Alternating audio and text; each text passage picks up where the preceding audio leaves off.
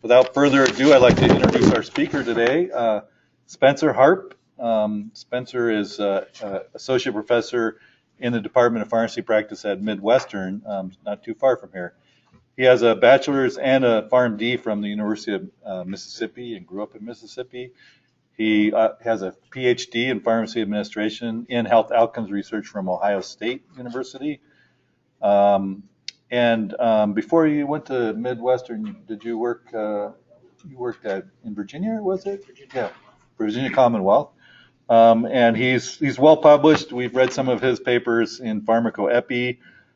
His interests are pharmacoepi and also pharmaceutical education research. And actually, what he's going to be presenting today is more the latter, right? Pharmaceutical education research topic. He's worked with some of our faculty, Stephanie and Greg in particular, as an editor or associate editor of the Journal of the American Pharmacists Association. He teaches several pharmacy educational courses over at Midwestern, and we're really glad he could come across town and present to us today.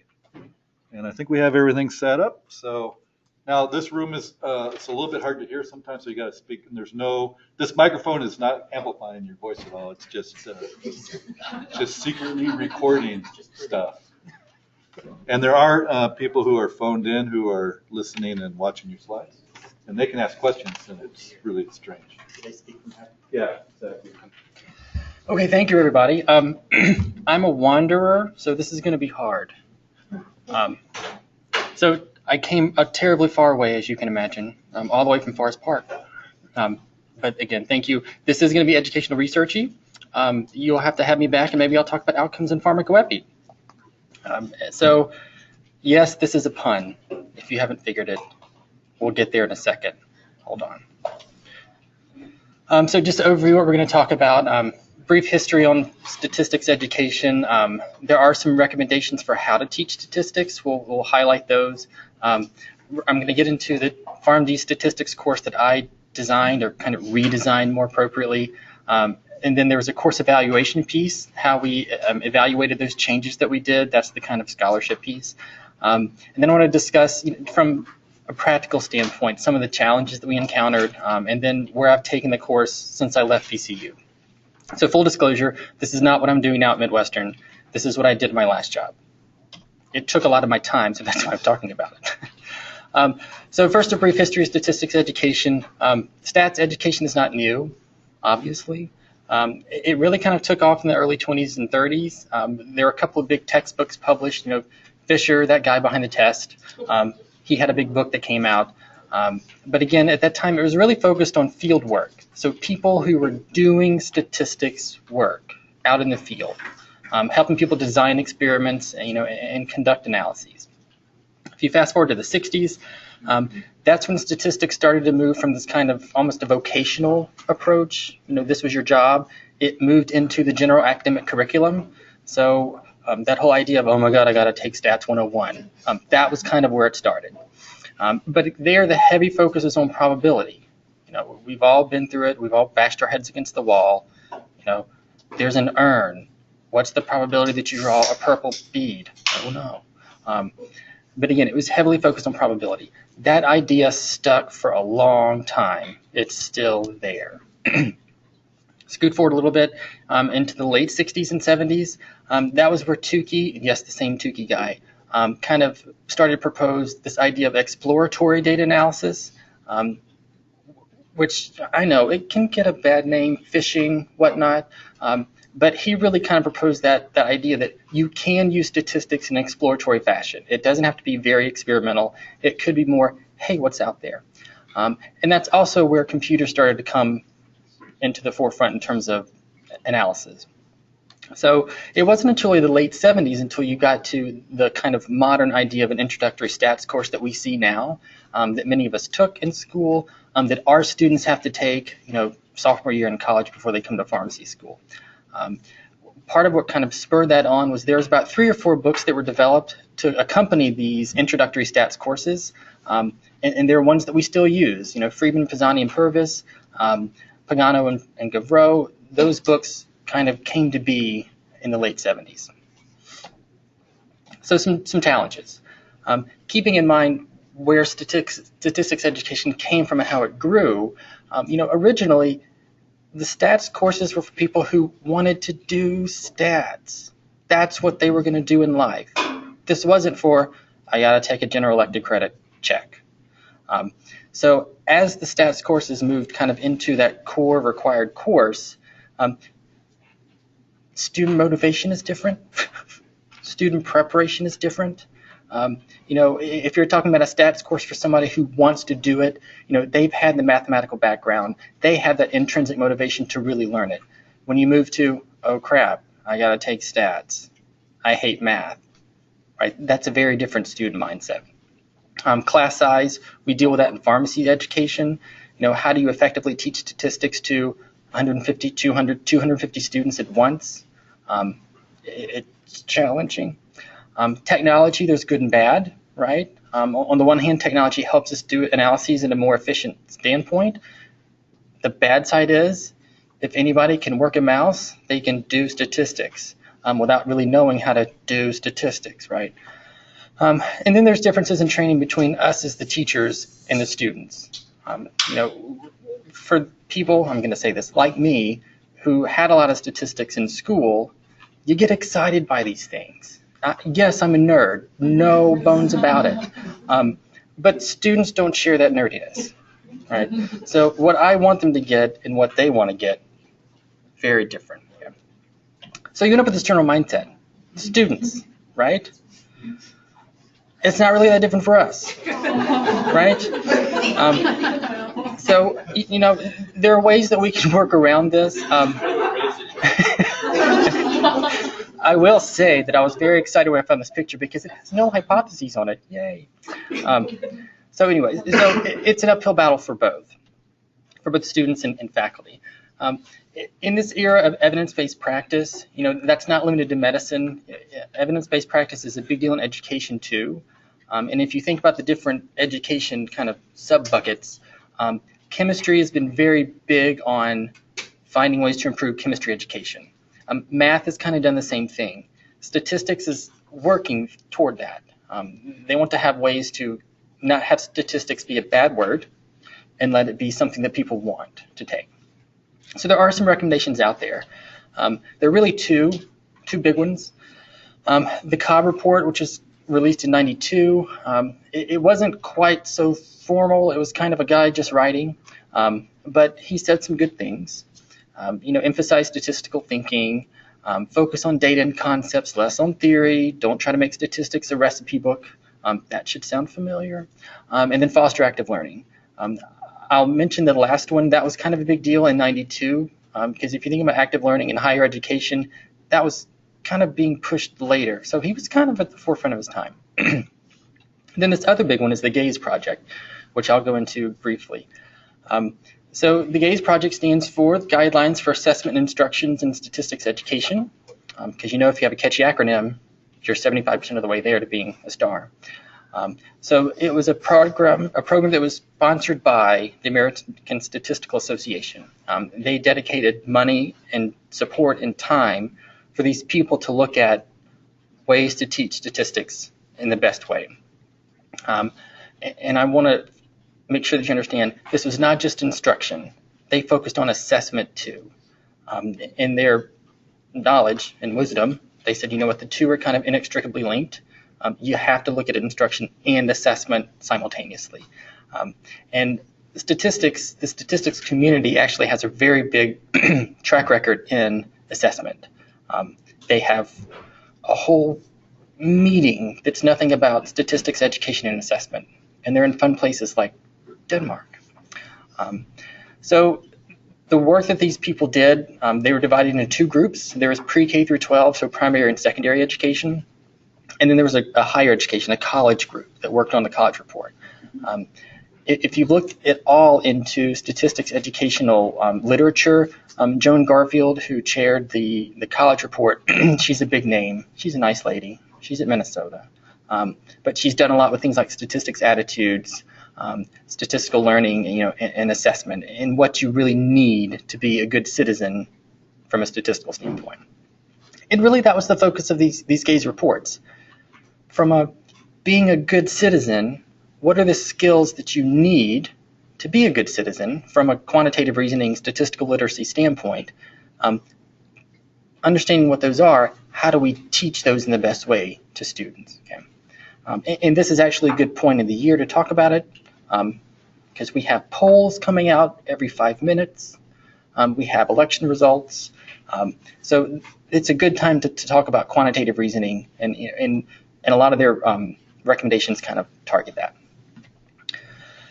So from the college standpoint, I'm going to go over their recommendations because that's what led me to my course redesign.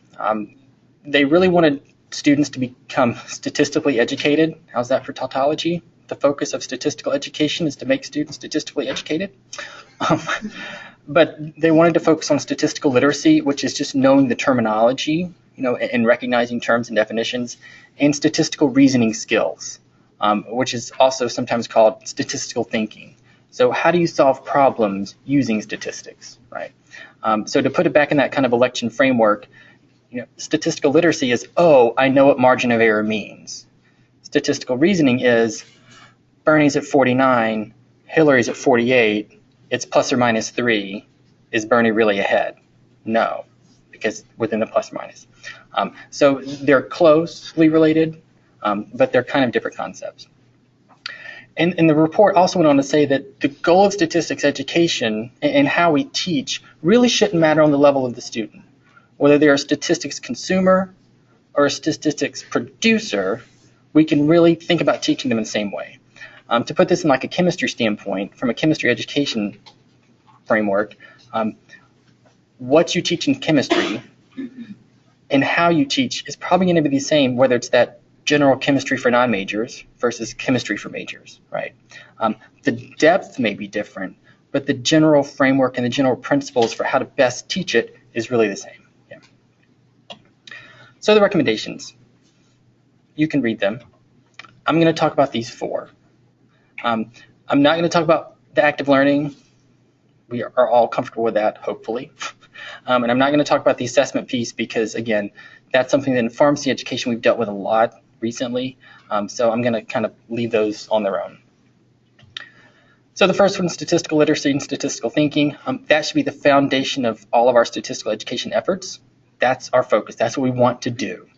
The report makes a big deal about the idea that in these in stats classes, we as faculty should model statistical thinking and statistical reasoning so that the students can see what it looks like. We also should help students understand that it's usually not the situation there's one right answer. This kind of addresses the recipe approach from the Cobb report. The idea that you just go along a chart and, well, it's Mann-Whitney U, and that's how it always has to be, no bones about it. If I come up with Mann-Whitney, Stephanie comes up with the t-test, maybe we're both well within our reason to do that, right? So, but one may be more preferred in a certain situation. But the idea is that it's not always one right answer. This should resonate with us as pharmacy educators because from a therapeutic standpoint, right, it's usually not one right answer. Some are better than others. And statistics should be a problem-solving tool. And the best way to talk about that is there's this carpentry example, or like woodshop. So you get into the woodshop class, students confused. And you go, I don't get it. We talked to you about nails and wood and hammers and saws. Why don't you get it? He said, well, no. I want to learn how to make a table. You didn't teach me that. So the problem-solving piece is making the table, not talking about all the tools, right? So some of you are probably going, you know what, that was my stats class. It was mine too. That's why we bash our head against the wall. Second point was the report said to use real data. Never, ever, ever use naked data. And what is naked data? Naked data are hypothetical numbers with no context. So group A, the scores are 32, 46, 87, and 2. Scores on what? They're scores, right? So there's no context. Realistic data it can still be hypothetical, made up, but you've attached some quasi-meaning to it. So in group A, students scored blah, blah, blah, blah, blah on a test. In group B, students scored blah, blah, blah on their test. So you've given it some meaning. It's not real data, it's realistic, right? The goal is to use real data. So data that actually came from a project, some real situation. These can be from our past research projects, data that students generate themselves. There are scads of data available online in healthcare, NAMSIS, MEPS, HCUP, BRFIS, lots of those things out there. The use of real data should not be a difficult thing for pharmacy educators to use or any health sciences statistics educator, because there's a lot out there. But the most important thing is to make sure that the data are relevant to the student so that they see why they have meaning. Sometimes you may be in a situation where the students don't, because of their point in their training, they can't grasp real healthcare data. But if there's something else that makes sense to them, right? Shopping, coupons, miles per gallon, things like that, they can see the relevance there. The point of this using real data recommendation is that if you pick data that means something to the students, they'll grasp the concepts better, right? So stress conceptual understanding. I think most of us would argue that we try to do this anyway. I'll use some of my own personal experiences as a student. Focus not on procedures, not on equations. And I've actually heard this from somebody before. But the equations talk about the concepts. Yeah, but the equation also gets you from the concept to the clear mathematical representation to do it, right? And even though we think our students are math savvy, you throw up an equation, what happens? They freak out. So equations are touchy. There are a few caveats to this whole conceptual stress piece. You have to make sure on the back end that the students understand how the concepts relate. This is my own personal example. When I was in my first stats class in grad school, the balls in the urn scenarios came up time and time again. And my thought was, who the hell is drawing all these balls out of the urn? Why? And it just didn't make sense. And it wasn't until I became a pharmacy faculty member and I had a student struggling with probability, which I was, okay, fine. And then I felt myself using the example of the balls in the urn. I was like, oh, shoot me in the face. Here I am doing this. But then I said, and then the student looked at me like, okay, but how does that relate? And I'm like, ha. So then we had to go back around the backside and explain to them why the balls in the urn related to, I think we're going to like randomization, or why frequencies and modes made sense for the average number for categorical variables or whatever. So I had to close the loop, right? In my stats class, in my first stats class, that loop was never closed. They were just, oh great, here's another urn, grab a ball, yay, right? And you've heard this, you may have heard this joke, but what's the probability that you draw a blue ball out of the urn? But the question is, what's the probability that urn used to hold somebody's ashes? So crude, but you get it. Use technology. Technology has changed the face of statistics as a practice. So our teaching of it should kind of reflect that. We want students to understand that technology is a necessary piece of data analysis. Kind of a good example of this is we could probably teach a stats class without ever going to the appendices in the back. Go to the statistic table. You could probably just rip those out. That hurts me to say that, but you could probably do that. And technology can help reinforce conceptual understandings because you're not worrying about all the equations. You're showing how here's the meaning of this group, here's the meaning of this group, click, click, click. Now that we have these real numbers, what can we do with them? It can also help you see things like, dynamic graphical representations. You may have seen a lot of these different web applets where this is what a correlation of 0.9 looks like. Change the slider. This is what happens when it goes to 0.2, right? You can show that on the spot. And it can also help students understand this idea of data management and data entry. That piece usually gets completely lost in journal clubs. It's a foregone assumption that the data are good. While that may be okay in certain clinical trials, when you take students to read a paper in our areas, outcomes research, pharmacoepi, when you have claims data, we're always going, are the data good? So helping students see the technological piece of that can actually help. But the technology must be meaningful. Don't have them use a calculator just to use a calculator, right? Don't have them put in 500 entries in Excel just to put it in. It has to be meaningful use. Okay, so this gets to my course. Also in my highlighting those four, those are the ones I kind of stressed in the course. So the PharmD statistics course at VCU, it was a standalone course. It was part 2 of our 3-course evidence-based medicine series. It was offered in the second year. It was modular, 2.5 credits for 9 weeks. So we met like a 4-credit course, but for 9 weeks.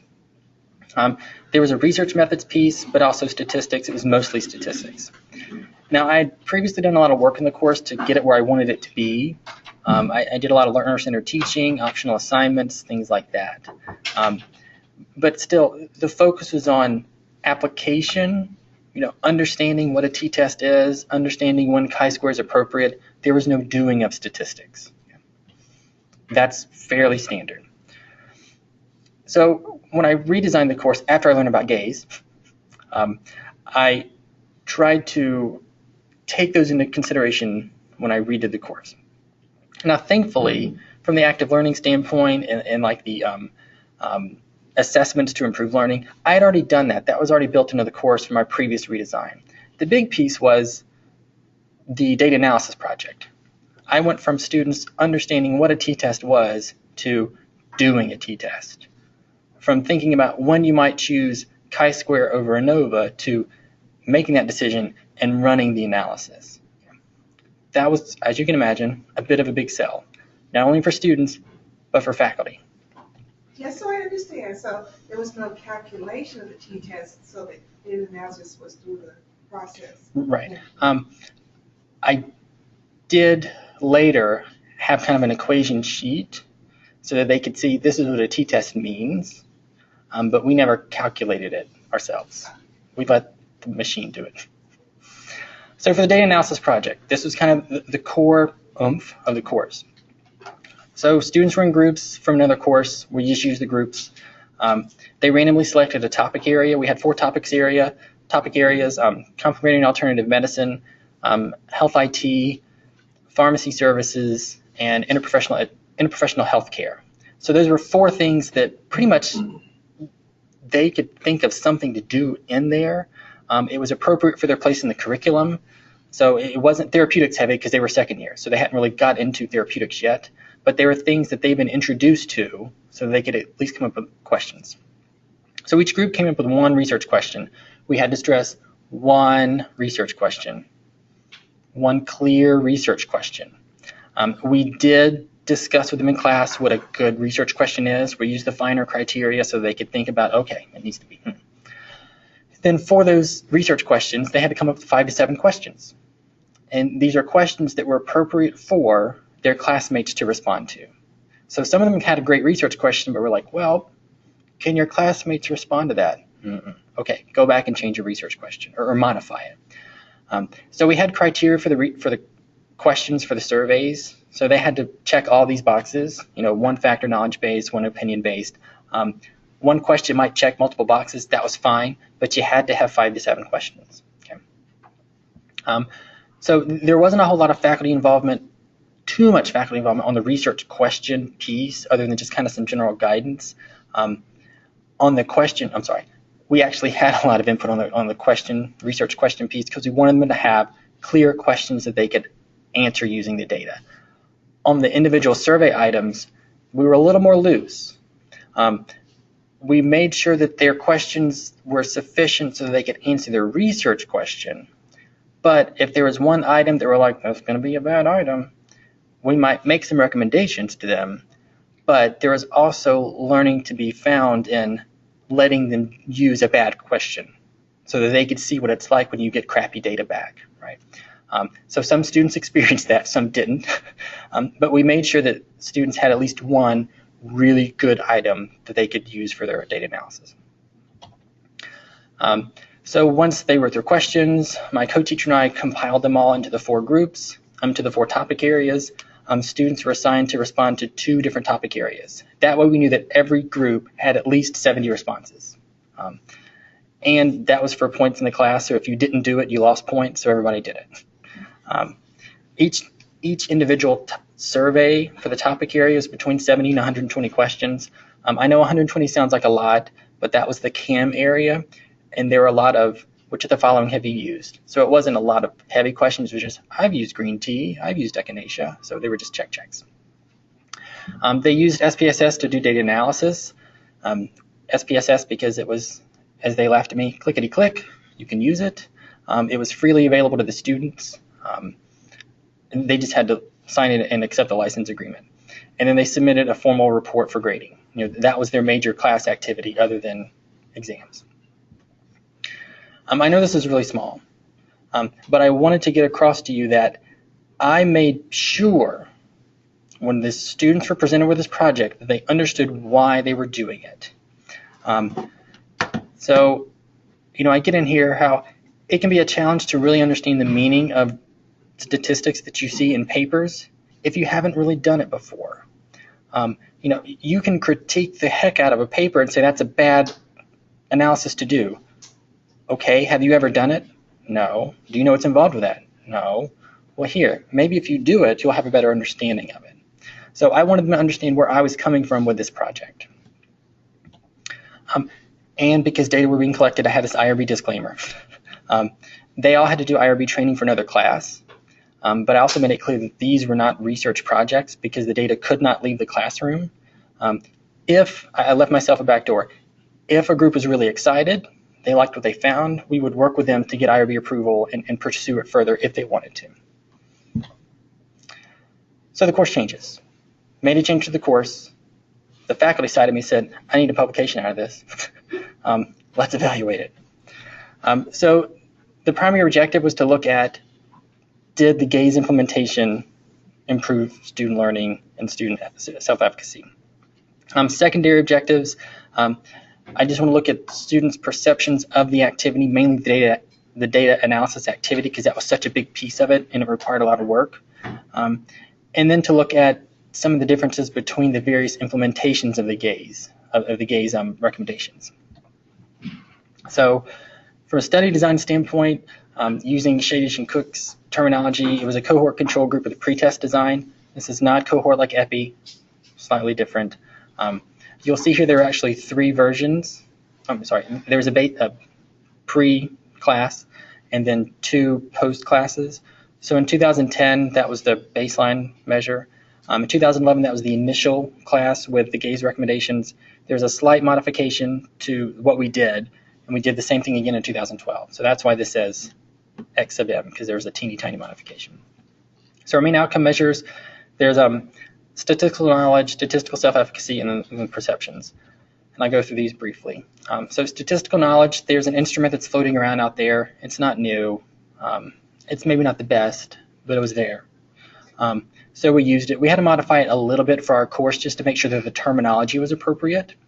But it's basic stuff. What's a p-value mean? Difference between statistical and clinical significance, things like that. 10 items. You could also say, I don't know, scored as % correct. If you want any of these measures, I'm happy to give them to you. There's a measure of statistical self-efficacy. This is a validated measure that's out there. It's the student's self-reported confidence to perform certain tasks associated with statistics. Identify a scale of measurement, identify when mean, median, and mode is appropriate, things like that. It's a 14-item Likert type scale. We use the sum score. Higher scores mean better self-efficacy, so they're more confident in their ability. Student perceptions, again, I had to develop this because there wasn't anything out there. It was standard Likert response agreeing with these 6 questions. So my learning was supported by the project. The project will help me better understand articles, and then some things about the in-class exercises and the self-assessments online.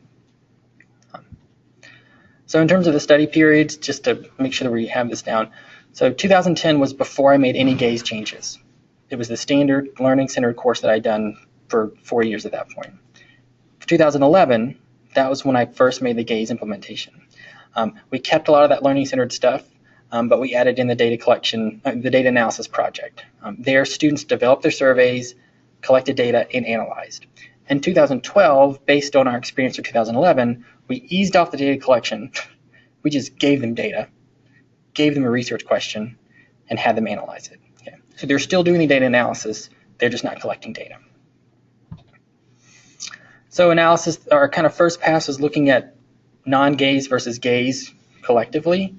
I use regression, controlling for the pretest score. And then the secondary objectives is a lot of descriptive stuff because that was a new instrument, and psychometrically, I don't know the performance of it. So I didn't really test those, it's just describing. But I also did want to look at differences between the 2011-2012 implementations because we'd made some minor modifications and I wanted to see if that changed anything. Demographics, I'm not breaking it down by year because there was no differences. Pretty standard stuff for pharmacy students, mostly female. In Virginia, standard mostly white. Almost all of our students have a bachelor's degree. This is actually kind of low. We have a they have a 3-year prereq. So almost all students come in with a bachelor's. And you can see the GPA breakdown. So first study outcome, statistics self-efficacy. So the blue is at the beginning of the course, and the red is at the end of the course. So for both statistical self-efficacy and statistical knowledge, pre-course, post-course measures. So it went up, yay. Over here, if you look at, this is the pre-GAISE and this is post-GAISE. So did GAISE implementations improve self-efficacy? Yeah, looks like it, right?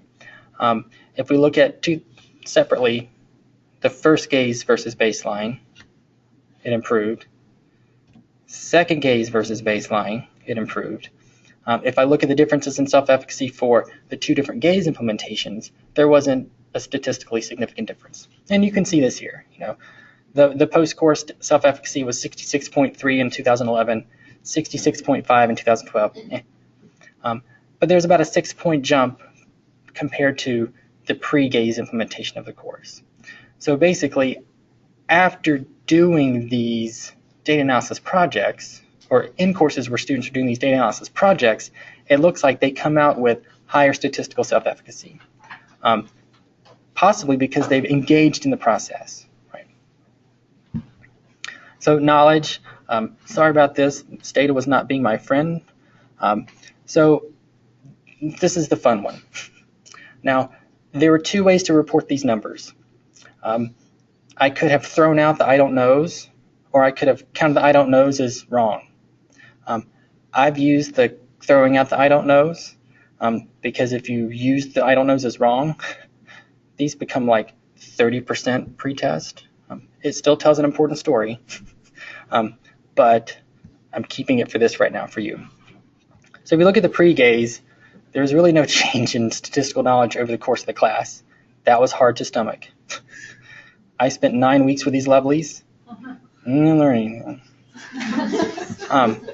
So if you move to 2011, where they actually started to do analyses, so there's kind of a big jump here, right? This makes me happy as a teacher. Even this kind of makes me happy. I mean, it's a not so big of a jump, but it's still going up, unlike here where it went down. So if we look at the comparison standpoint, the GAISE implementations appear to improve statistical learning across time. Again, between either 11 versus 10 or 12 versus 10, there's an improvement. But interestingly, and this is a shady number down here, there was a statistically significant difference between the two different GAISE implementations. I'm not hanging my... So when you compare different years, are you comparing the difference between pre and post? In the model, it wasn't the difference as the outcome. I'm modeling the post-test score, controlling for the pre-test score. There's a lot of issues around regressing change scores. So I could have done this in about 3 different ways. I didn't do the change score outcome. This is post-test, controlled for pre-test. Okay. But this is a shady number. I'm not hanging my hat on this. I'm still investigating this. There's some weird responses that I'm trying to tease out. But if you look at it from gaze versus non-gaze, kind of happy. So moving on to student perceptions, this is where it really got interesting, because this is where I was like, no whammies, no whammies, no whammies, stop. So if you look at the first two, these are questions related to the data analysis project. So did the project support your learning of statistical principles? Now, throughout, these first row is mean and median. Remember, it was 1 to 5 agree. And the bottom percentage is % in agreement. So the percentage that marked agree or strongly agree. So in 2011, that was where they collected the data. Only 42% agreed that it would help their learning, but half agreed that it helped their learning in 2011. If you look at data analysis will help me understand results in studies, not really much better. 47 and 46 actually went down, but it's kind of within. But if you look at the other ones, the in-class exercises, the online exercises, things like that, especially from the second year, they liked it. I mean, they all generally liked it, and that's not shocking. Students appreciate stuff that helps them, that gives them more practice, especially in a course like this, where I told them that the exam is going to look like the online quizzes. So that's partially why they liked it so much.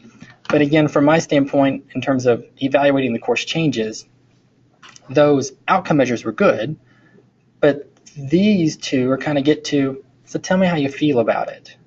And I was a little bit shocked and disheartened. So the GAISE implementation looked like it helped knowledge and self-efficacy. That's supported in the literature. But the students didn't really see value in the data analysis project. That's actually kind of supported in the literature too. Now, in terms of why they didn't like it, we had a lot of, as you can imagine, challenges with SPSS that first time around. I'll talk more about that soon. But in terms of why students didn't like it, there were a lot of other things going on at the time that was hard to determine. Was it the course itself, those other things, or were students just saying, by golly, I don't want to do this because you're trying to make me a researcher, and I don't want to do that. So some implementation challenges. This is what we were doing at the time. Some of the challenges we ran into, computing issues. For whatever reason at that time, that was when netbooks were popular. It was teeny tiny things that couldn't do anything. And we had students trying to install SPSS on there. I told them don't do it. Why is it frozen? Well, because you just wiped out your entire hard drive with SPSS. It can't work. There were some issues with SPSS training.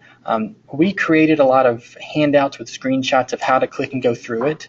And I gave them like 3 different online resources for SPSS usage. They still wanted more in-class time to learn how to do it. That hurt me because I wasn't trying to focus procedural knowledge, but that's one of those things where procedural knowledge is kind of important if you're going to use SPSS. So going from 2011 to 2012, in that second year, we built in more time in class to show, okay, we've talked about t-test and ANOVA. This is how you do it in SPSS. Okay. Student buy-in, we knew it was going to be an uphill battle.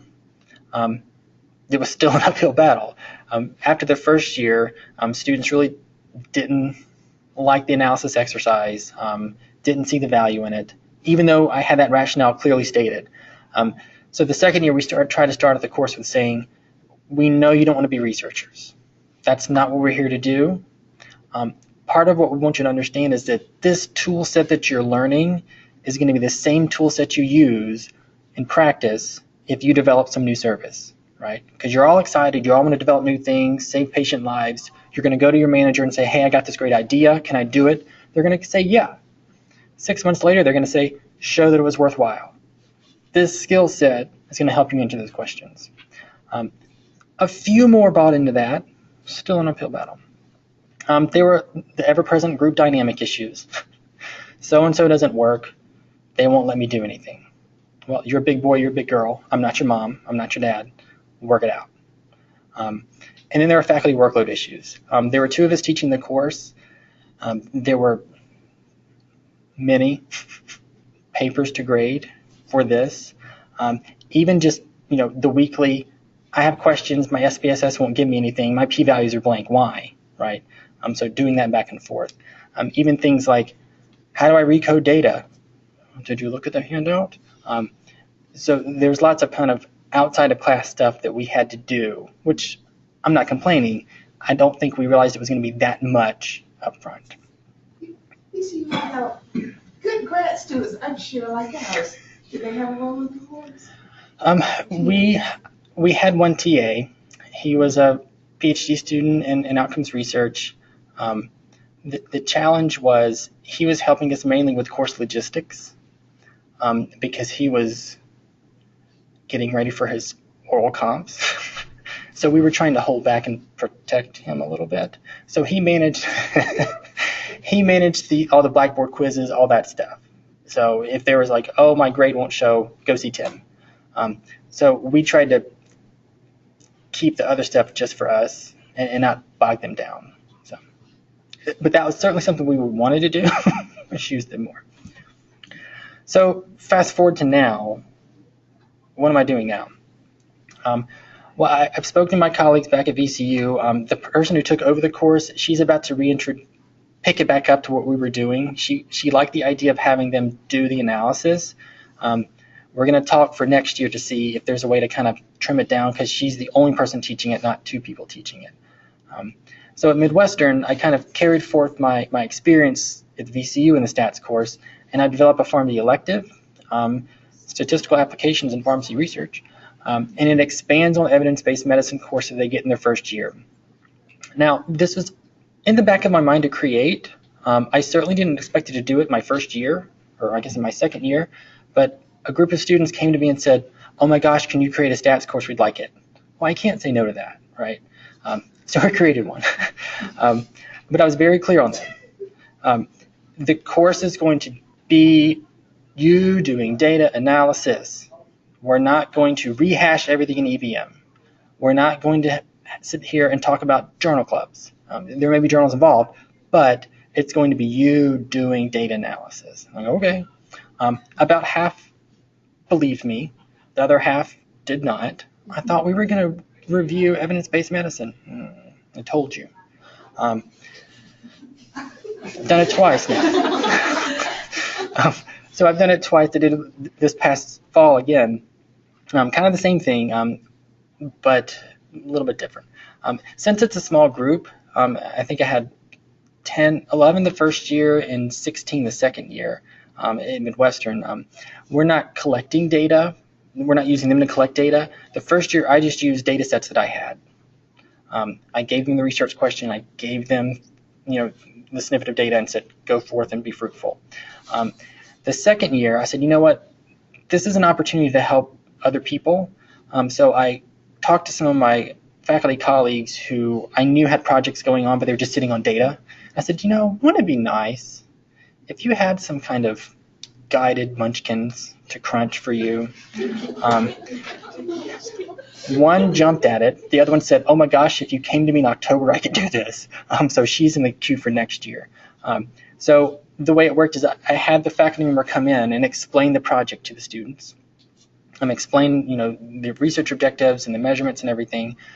Because I had more students than that project could really facilitate, I let the students kind of self-select, are you really interested in, being on a publication? Are you really interested in potentially doing a residency? If so, I'm going to give you dibs on that project. With the understanding that this may require work outside of the course in the future. Okay. Probably the biggest challenge was the technology. SPSS is not really available at Midwestern for students. It's available on computers on campus, but that kind of defeats the purpose.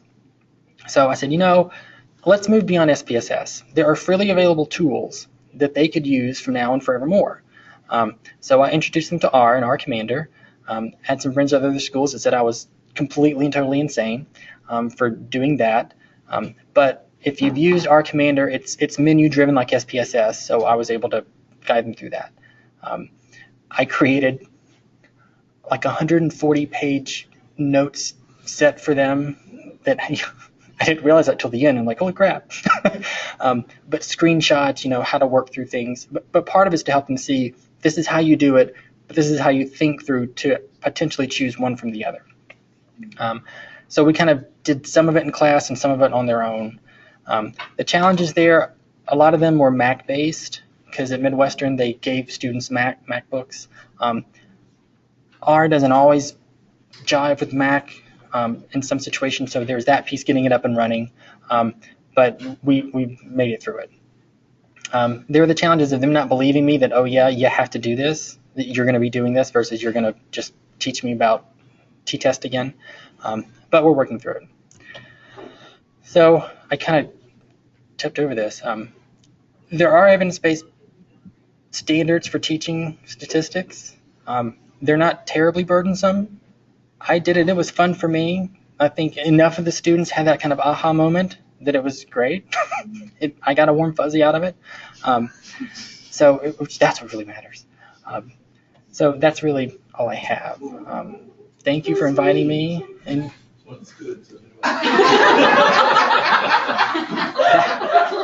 that's my baby girl. That's Nina. So, thank you.